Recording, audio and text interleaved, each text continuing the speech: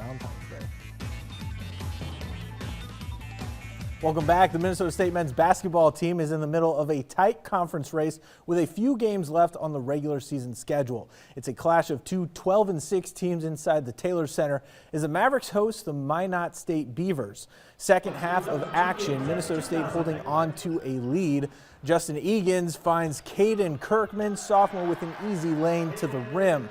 Egan's having a night to remember, pulls up and gets the bounce for 2 of his 37 points. Kyrese Willingham has it going as well. Senior blows by the defense for the score. Later drives again, then stops and hits the shot, falling away from the basket. 7-point lead for Minnesota State. But Minot State kept it close down the stretch. Beavers hit a 3 to make it a 4-point game, but every time it got close, MSU pulls away. Egan's with the steal, but it's an even prettier pass. Willingham slams it home. MSU picks up a key 96-91 victory. Mavericks one game out of first place in the NSIC with a matchup against UMary tomorrow. In the late game at MSU, the nationally ranked Mavericks women's basketball team is also hosting Minot State. MSU off to a bit of a slow start.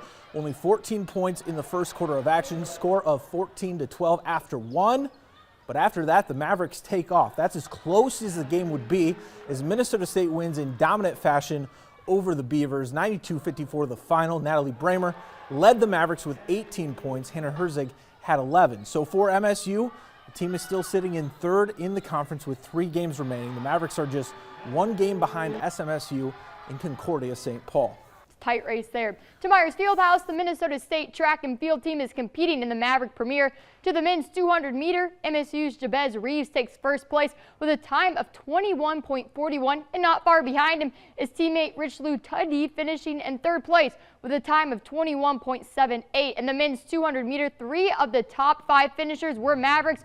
To the other side of the track men's shot put action, MSU's Dylan Gross finished in second place, throwing 16.60 meters, and Mavericks' Ben Weiser took third place, throwing 16.41 meters. At the end of the day, at the end of the first day of competition, both the MSU men's and women's teams led. No surprise there, though. And they'll be back in action again tomorrow. That'll do it for this week's edition of Sports Extra. We'll see you same time, same place next week.